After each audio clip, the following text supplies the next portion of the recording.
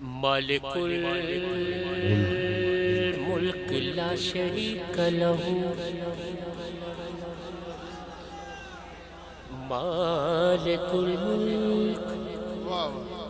لا شریک لہ وحدہ لا الہ الا پروردگار تو نے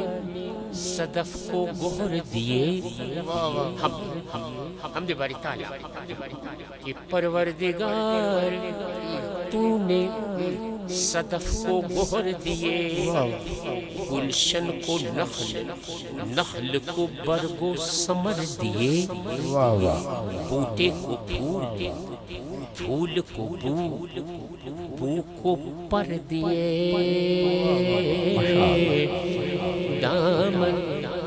دامن طلب سے پہلے مطالب کے بھر دیے طلب سے پہلے مطالب کے بھر دیے مجھ کو بھی ہے طلب سخن دل پذیر کی بھر دے در مراد سے جھولی فقیر کی مراد سے جھولی فقیر کی یہ معروضہ ہے اللہ پاک کی بارگاہ میں شاعر اپنا معروضہ پیش کرتا ہے کہا کہ سائل زباں سائل میری زباں حسن معنی کی بھیک دے سائل زباں ہے حسن معنی کی بھیک دے مچلی ہے موج طبع روانی کی بھیک دے ہے لفظ کا سالیس معنی کی بھیک دے کشت خیال خشک ہے پانی کی بھیک دے کشت خیال خشک ہے پانی کی بھیک دے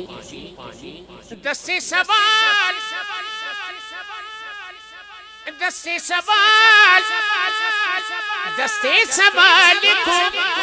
تیری بخشش پہ ناز ہے بگڑی میری سوار کہ تو کار ساز ہے بگڑی میری سوار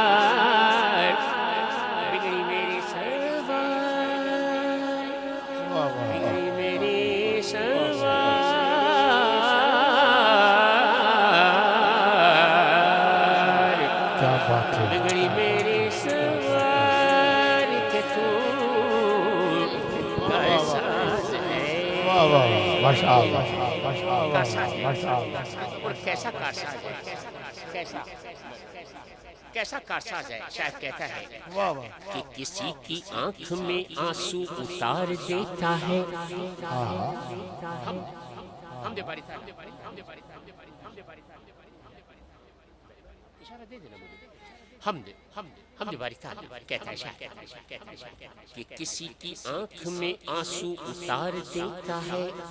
اور کسی کے دل کو وہ صبر و قرار دیتا ہے کبھی امیر کو ٹھوکر پہ مارتا ہے وہ اور کبھی غریب کی قسمت سوار دیتا ہے کبھی غریب کی سوار دیتا ہے خیال رکھتا ہے سب کی ضرورتوں کا وہ کسی کو نقد کسی کو ادھار دیتا ہے کسی کو ادھار دیتا ہے واحد ہے وہ مجھے چونکہ پڑھنی ہے نعت شریف پڑھنی ہے تو میں حمد و نعت اب چونکہ مسئلے کے موضوع سے منسلک کبھی ہم لوگ ہو جاتے ہیں کبھی نہیں ہوتے بہرحال میں کوشش کرتا ہوں کہ جو نعت شریف مجھے پڑھنی ہے اس نعت شریف کے مسئلے کے موضوع سے منسلک کو ملحق کو متفق ہونے کے لیے میں کاوش کروں کہتا ہے شاید حمد و نعت حمد باری تعالیٰ اور نبی پاک کی نعت کہا کہ واحد ہے وہ یعنی اللہ تعالی، وحید ہے یہ یعنی حضور، واحد ہے وہ وحید ہے یہ ہست وہ یہ بود، واحد ہے وہ وحید ہے یہ ہست وہ یہ بود، وہ کائنات غیب تو یہ عالم شہود، وہ کائنات غیب تو یہ عالم شہود، وہ واجب الوجود، وہ واجب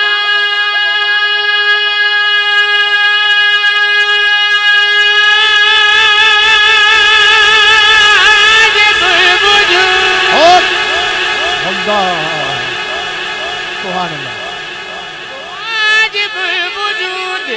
تو یہ لازم الوجود، اس کے لیے سجود تو ان کے لیے درود،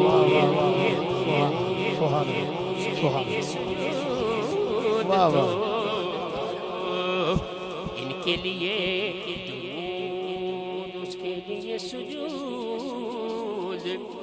تو ان کے لیے درود۔ ایک نعت شریف